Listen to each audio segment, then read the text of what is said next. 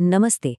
तो आज हम एक बहुत ही पावरफुल डिवोशनल सॉन्ग के जरिए एक बहुत ही कॉम्प्लेक्स देवता काल भैरव के स्वरूप को समझने की कोशिश करेंगे।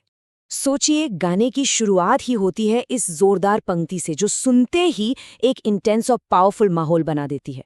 ये सिर्फ एक लाइन नहीं है, ये एक अनाउंसमेंट है, एक बहुत बड़ी घटना का संकेत, किसी ऐसे अस्तित्व के जागने का जिसका असर बहुत गहरा होने वाला है। तो ये जो प्रचंड अवतार है, इसका मतलब क्या है? असल में गीत के हिसाब से उनका आना कोई मामूली बात नहीं है। ये एक कॉस्मिक इवेंट है, एक ऐसी उथल-पुथल जिसे हर कोई हर जगह महसूस करता है। और गाने में एक लाइन आती है, कांपे दिशाएं सारी कांपे संसार। अब ये सिर्फ कहने की बात नहीं है, ये पोएटिक लाइसेंस नहीं है, ये असल में उनकी शक्ति का पैमाना दिखाता है। मतलब उनका अस्तित्व इतना पावरफुल है कि पूरा यूनिवर्स उसकी वाइब्रेशंस को फील करता है। अच्छा, तो सवाल उठता है कि ये काल भैरव है कौन? देखिए, सिंपल शब्दों में कहें तो वो भगवान शिव का ही एक स्वरूप है। उनका नाम अक्सर डिस्ट्रक्शन और टाइम साइकिल से जुड़ा होता है। और ये समझना जरूरी है ताकि हम उनके इस डरावने रूप के पीछे के गहरे मतलब को समझ सकें। चलिए अब जरा उनके स्वरूप में छिपे इन दिव्य शक्ति के प्रतीकों को डिकोड करते हैं। इस सेक्शन में हम गाने में बताए गए उनके भयानक रूप के हर एक हिस्से को देखेंगे ताकि उनके कैरेक्टर को बेहतर ढंग से समझा जा सके।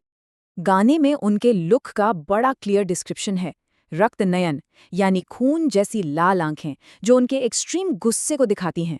फिर हाथ में त्रिशूल जो शिव की ही निशानी है, क्रिएशन और डिस्ट्रक्शन दोनों की शक्ति।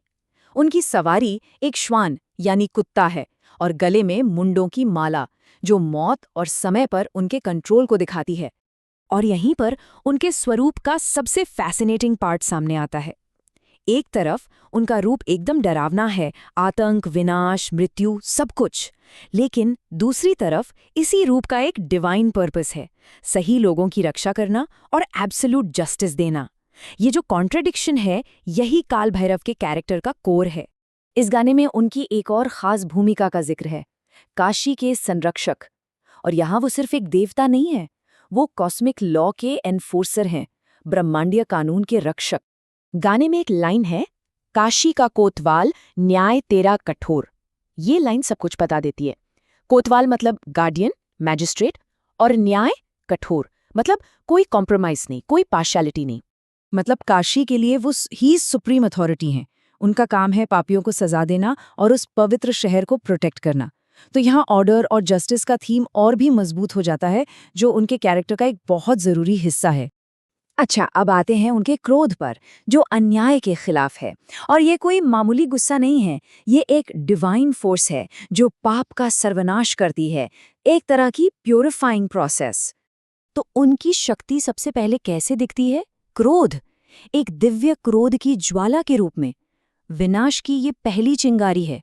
लेकिन ये कोई पर्सनल गुस्सा नहीं है, ये कॉस्मिक एंगर है, इतना पावरफुल कि दुष्टों और अधर्म के लिए प्रलय ला सकता है।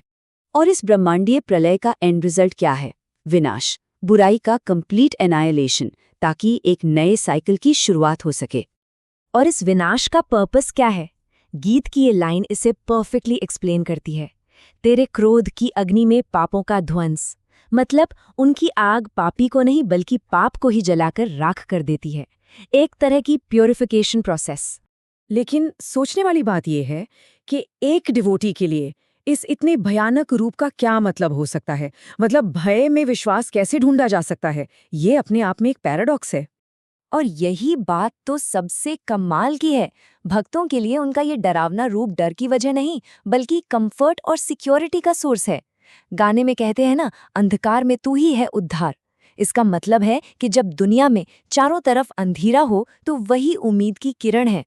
भक्तों के मन में जगाता तो विश्वास। ये लाइन इस आइडिया को सीमेंट कर देती है। उनका काम ही है बुराई को खत्म करना, ताकि उनके फॉलोअर्स के मन में फेथ और सिक्योरिटी पैदा हो।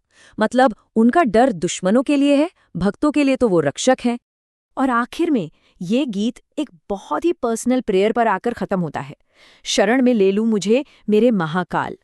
ये डिवोशन का एसेंस है ना, चाहे रूप कितना भी भयानक क्यों ना हो, आखिर में उसी परम शक्ति में शरण ढूंढना। तो ये पूरा विश्लेषण हमें एक बहुत गहरे सवाल के साथ छोड़ जाता है कि आखिर भय का जो सबसे बड़ा रूप है, वही आस्था का सबसे बड़ा सोर्स कैसे बन सकता है? ये एक ऐसा सवाल है जो काल भैरव की पूरी कॉम्प्लेक्सिटी को हमारे सामने रख देता है।